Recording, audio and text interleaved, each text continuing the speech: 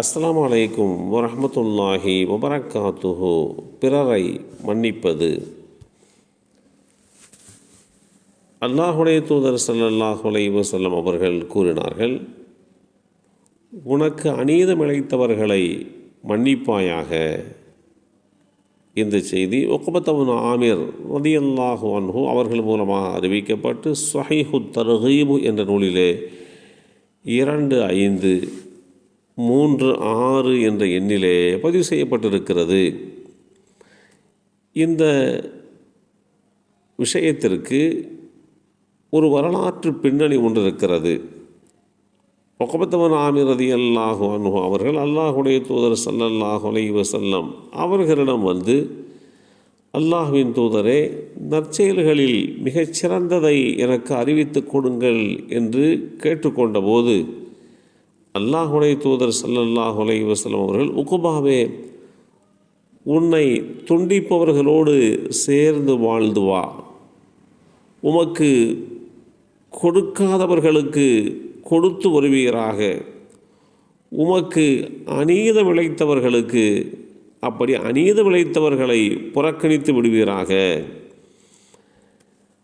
என்றும், உமக்கு அநீதம் இழைப்பவரை மன்னித்து விடுவாயாக என்றும் அந்த வரலாற்றிலே இடம்பெற்றிருக்கிறது.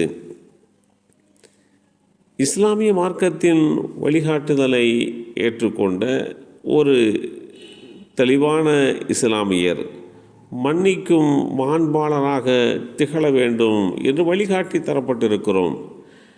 மன்னிப்பது மனிதனுடைய உயர் பண்பாக பார்க்கப்படுகிறது. அந்த பண்புகளை பெற்றவர்களை இஸ்லாம் பயபக்தியுள்ள சிறந்த முன்மாதிரியான முஸ்லிம் என்றும், அல்லாஹுவின் அன்பையும் திருப்பொருத்தத்தையும் அடைந்தவர்கள் என்றும் தெளிவுபடுத்தி காட்டுகிறது.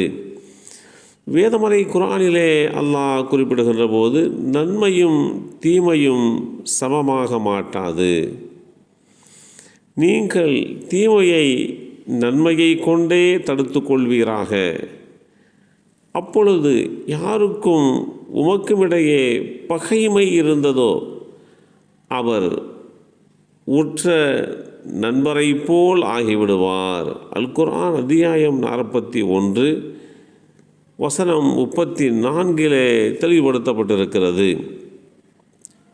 பொறுமையாக இருந்தார்களே, அவர்களை தவிர வேறு யாரும் அதை அடைந்து கொள்ள மாட்டார்கள்.